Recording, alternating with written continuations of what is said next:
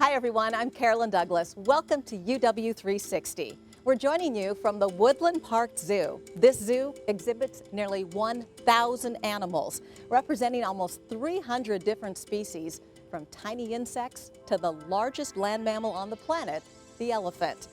The zoo is also home to 3 gorilla groups, 2 of which can be viewed at any time in the tropical rainforest. We'll meet a very special western lowland gorilla named Vip a little later in the show. We'll also show you how the University of Washington is turning out incredible student athletes who are making a name for themselves far beyond the athletic arena. We'll introduce you to a group of baby boomers who have reinvented the concept of healthy aging.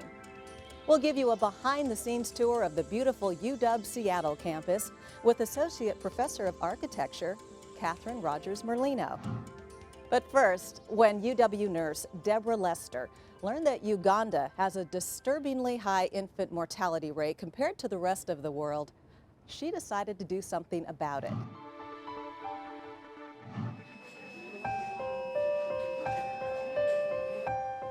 It was absolutely devastating because every delivery there is a high-risk delivery. By the time all of the mothers arrive, they're in trouble and they need help. But how can one nurse halfway around the world do anything to help end a medical crisis?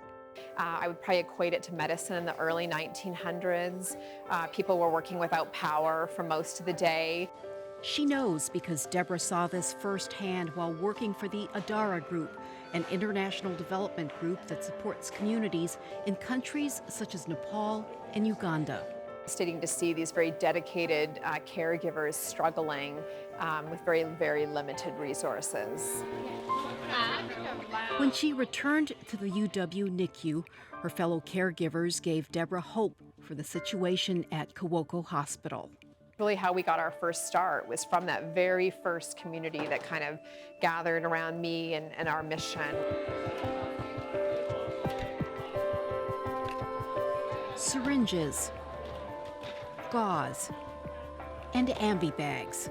These items and many more, all in abundant supply for deliveries at Seattle hospitals, normally end up in the trash. And so my idea was, what if for a short period of time that we were able to save those critical pieces of supplies? And then we could basically bring them down to Uganda and start the training and start to turn those mortality rates around. The outpouring of supplies became so overwhelming that Deborah very quickly realized this was more than she could handle alone. And so we had this idea of a packathon, and we thought if we could all come together and pack for this common mission.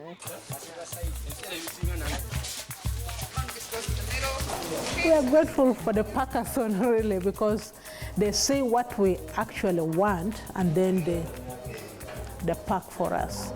From tiny diapers to full-sized incubators, they packed year after year, container after container, for 11 years and shipped them to Uganda. But now when we are having incubators, we can now save babies, even of 800 grams, which we couldn't because they would die of cold. 800 grams is less than 2 pounds. A tiny baby now with a huge chance to live. We are having incubators, we can now save babies. With the supplies in place, the medical volunteers have the opportunity to change the outcomes of many newborns. And they would come and they do the in-service training. They work hand in hand with the nurses, and then they train the trainers. Anyone who had anything to do with newborn deliveries, no matter where you are, whether at the hospital or in the community or an outpatient, they would all go through the neonatal resuscitation program. None of them had any formal training at all in pediatrics, so we just began at the very, very basics and just sort of worked our way up. All of them volunteers, giving up their vacations to go and lend a helping hand and making a world of difference. All of the people that I've been involved with this organization are so devoted. They totally touched my heart and changed my life. And the gratitude that the mothers feel towards the nursing staff and towards me as a volunteer is just like nothing I've ever experienced. With a world of support behind Deborah's idea, Kawoko Hospital has now become a model for NICUs in other developing countries. This is where we can implement quality care and see that we improve the newborn lives and mothers go back home happily.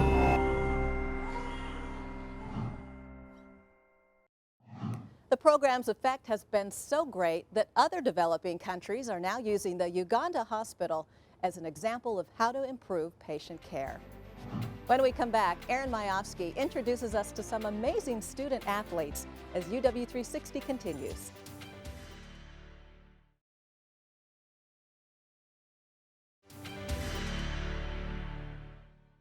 Welcome back to UW360. At the University of Washington, the Huskies have turned out some incredible student athletes who've made a name for themselves far beyond the athletic arena. Thousands have graduated and harnessed their athletic intensity to help improve the world, from accountants to zoologists and everything in between. Every day, these student athletes are working hard in the classroom, earning a prestigious award inside the athletic department. They're called Dawg Tags, and as Aaron Majowski reports, only the top dogs take home a tag.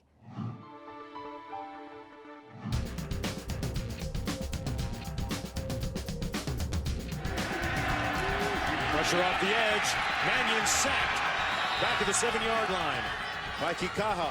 Kaholi Kikaha is a platinum player on the field. Bearing down on Arias from behind pressure. Ball loose. Among leaders in the nation for sacks last season. But it's what he's sacking off the field that he's most excited about. Great penetration by the Washington D-line. A ton of dog tags. I've gotten all of them, bronze, silver, and gold. Hopefully more gold than anything.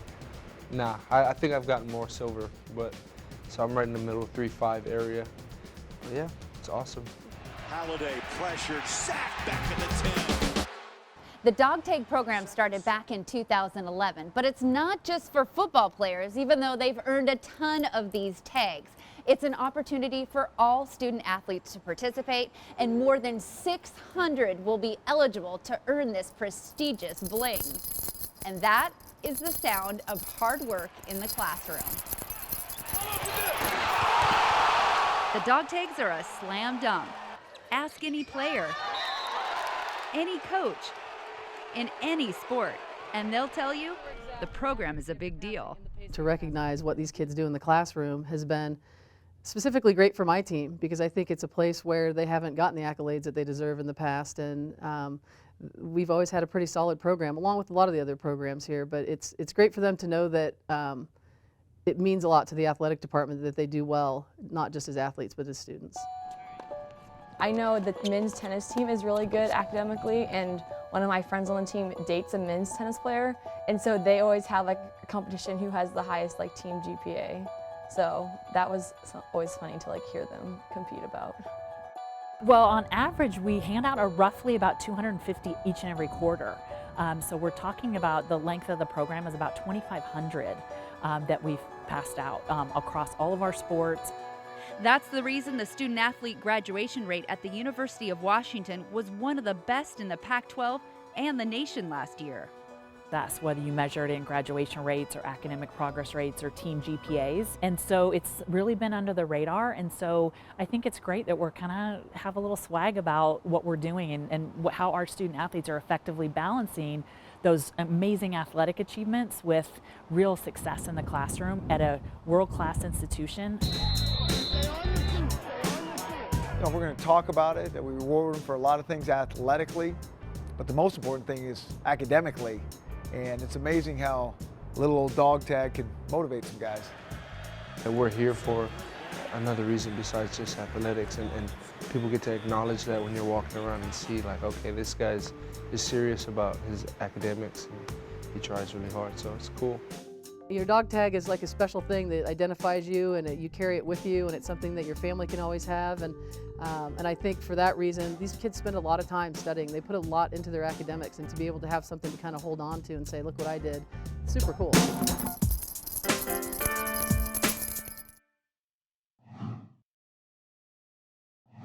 If you'd like to participate in the Dawg Tag program, visit gohuskies.com/Dawg Tags. And remember, when you buy your own personal dog tag, that money helps support dog tags for athletes in the We Are Washington Scholarship Fund.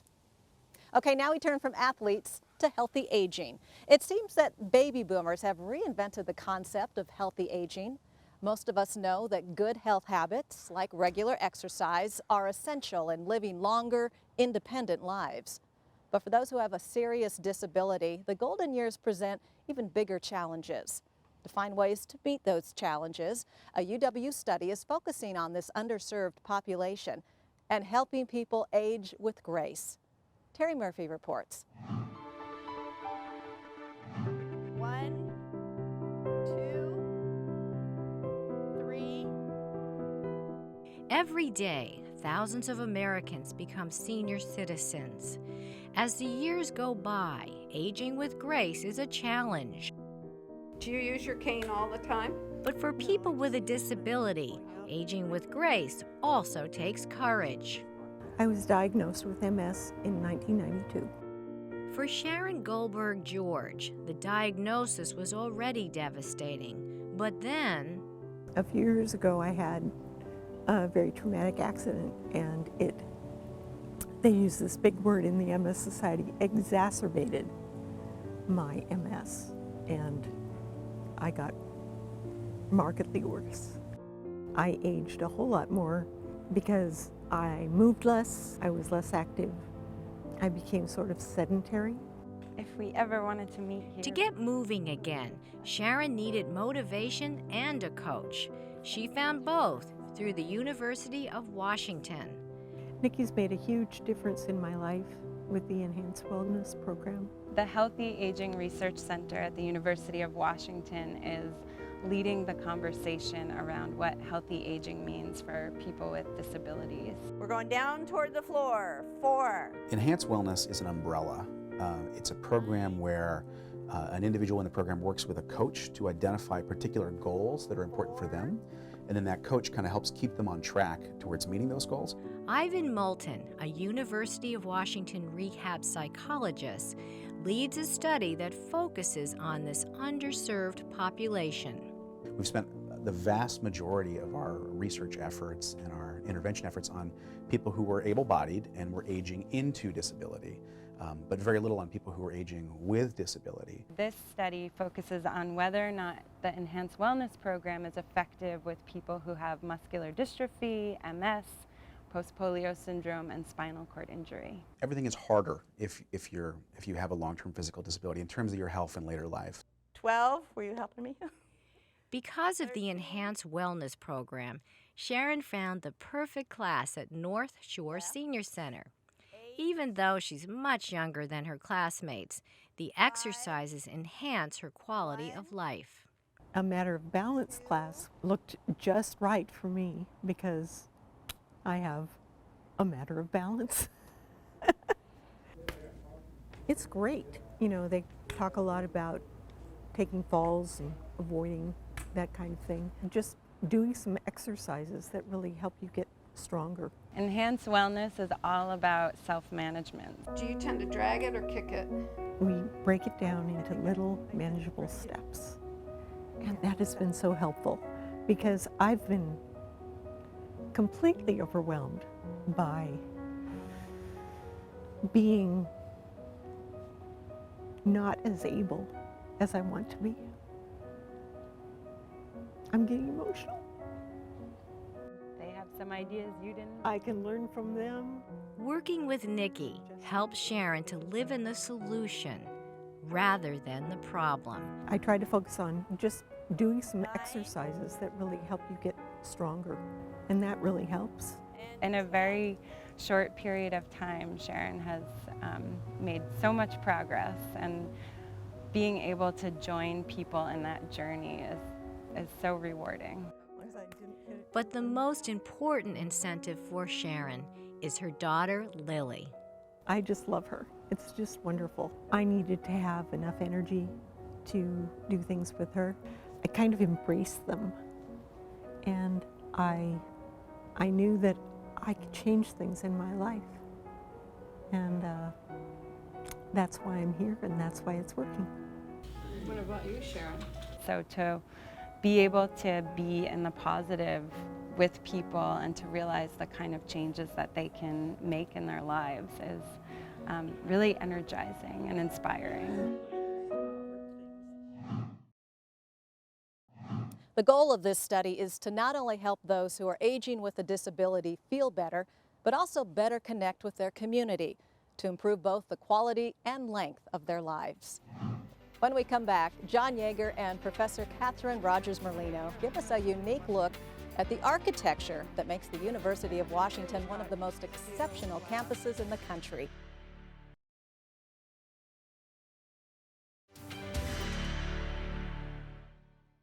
UW360's Husky Money Moment is made possible by the generous support of BECU.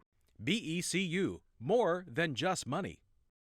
Hi, I'm Austin, and welcome to BECU's Husky Money Moment. One of the best parts about studying at the University of Washington is getting to work with our rock star faculty, people whose work radiates around the world, which is why today we're here at the Evans School of Public Affairs to talk about Governing Magazine's Guide to Financial Literacy, written by UW professor Justin Marlowe, whose work has improved government finances across the country. So you write a column for Governing Magazine, and then you also produced this Guide to Financial Literacy for Governing Magazine. Where did the sort of impetus for this come from? It came from Governing's readers, really. Governing is distributed to about 85,000 state and local public officials throughout the country. And finance and financial literacy is a topic that has come up really perennially.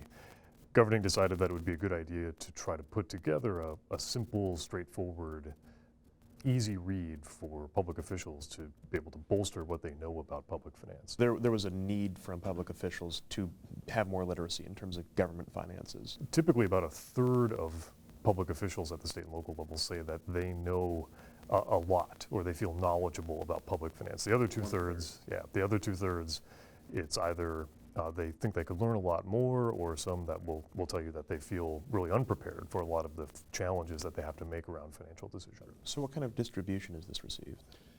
It's been about 50,000 or so hard copies went out, and Governing estimates that it's 2 to 3 times that online. Wow. Downloaded online. So over 100,000 people have downloaded this to look at it and brush up on their finances. Yeah. So giving you a moment to toot your own horn, what does it mean for a student who's interested in public affairs, who's interested in government finance, to be able to come here and learn directly from you?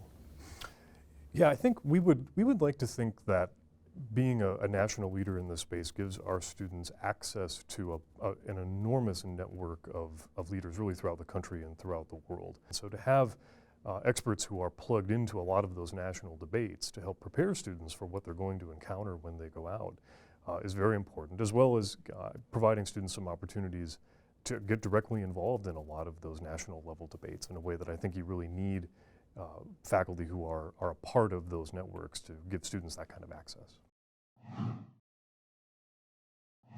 Welcome back to UW 360 from the Woodland Park Zoo. When you walk around the UW Seattle campus and see all that amazing architecture, have you ever asked yourself why or how those buildings came to be? We thought the same thing and sent John Yeager to find out. Take any drive through the University of Washington and you'll see how the trees define this campus. But look closer and notice how the buildings, the architecture, refine that definition and really tell you where you are. For the past 100 years, UW architecture has grown right along with the cherry and maple and Douglas fir here, but you probably wouldn't have known that unless you took a course from professors like Kathryn Merlino.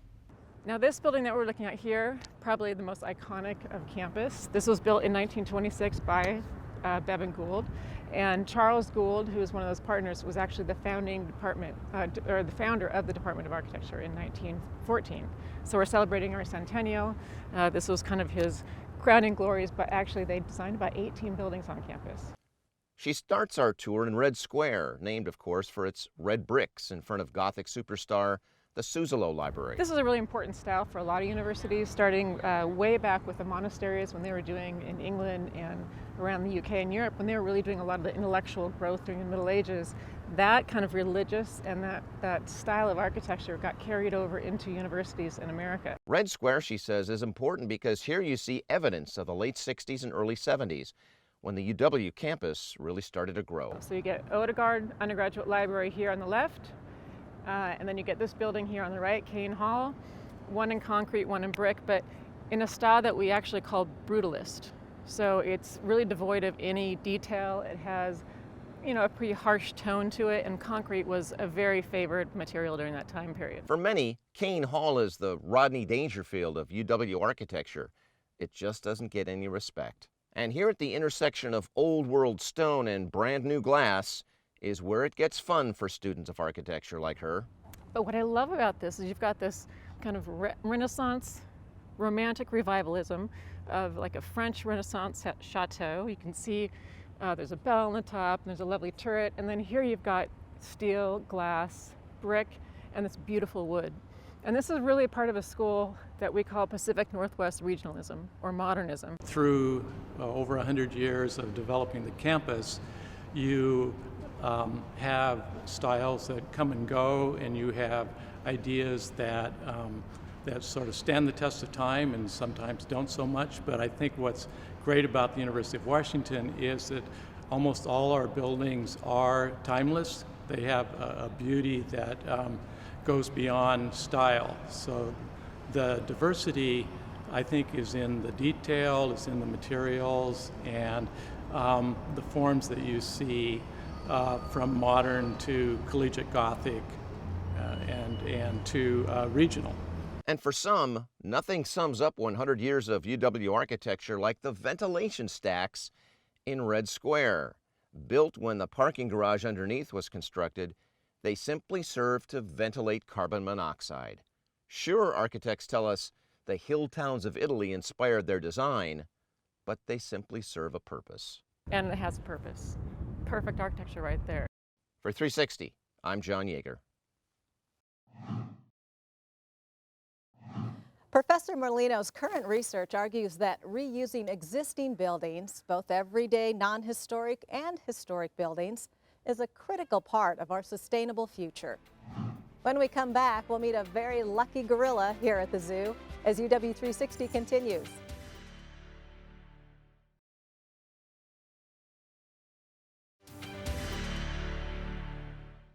Welcome back, everyone. The zoo does its utmost to care for its animal inhabitants. For example, rose petals, grown here in the rose garden, are fed to the gorillas as a treat. But when one of those gorillas, Vip the silverback, developed a serious sinus infection, the zoo called in surgical help from the University of Washington. We sent Austin Siedentoft to follow this remarkable story.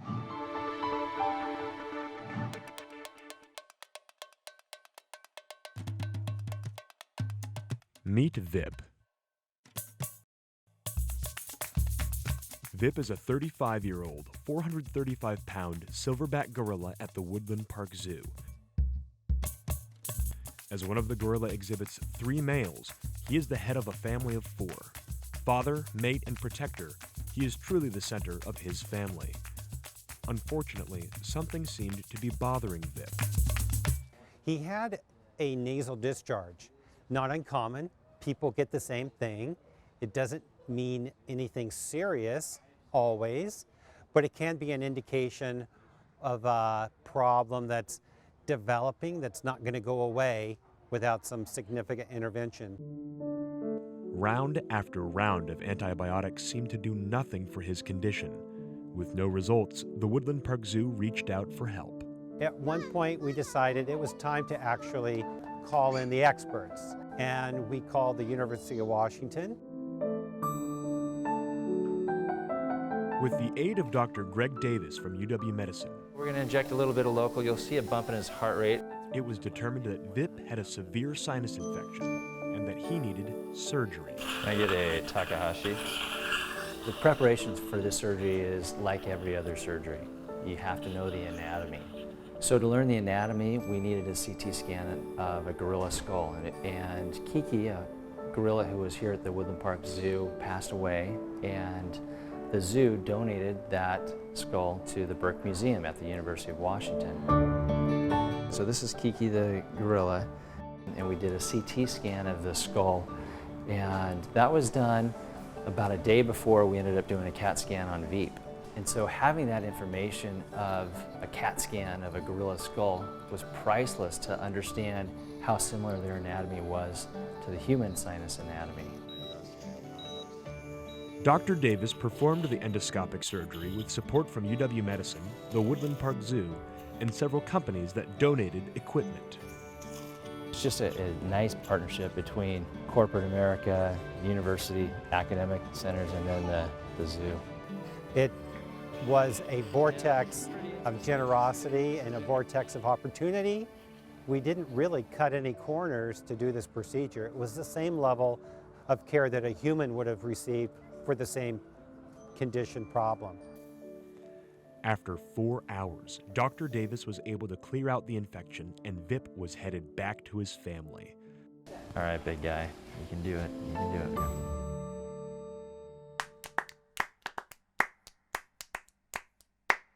A couple months of medication and a small follow-up surgery later, Vip is breathing easy and feeling like himself again. At the end of the day, it's just another sinus surgery. It really is. It just happens to be in a different species. He's socializing. He's attentive to the adult females. He's attentive to his offspring. But seeing his female group, I mean, they rely on him. They're a total family, and it stresses them out when he's not there. And the fact that he's back and socializing with his women and doing gorilla things, it's great. There's nothing better. You know, this is one of the fun things about academic medicine, about practicing at UW-Medicine. I'll never forget waking up the day of surgery and saying, today, I get to go operate on a gorilla. And that was really cool. After one more follow-up surgery, Vip is as healthy as ever and back to caring for his family. And that does it for this edition of UW360 from the Woodland Park Zoo. If you'd like more information on any of the stories you saw today, just head to our website at uwtv.org/UW360. You can also find us on Facebook or Twitter. I'm Carolyn Douglas. Thank you for watching, and we'll see you next time with all new stories from the University of Washington.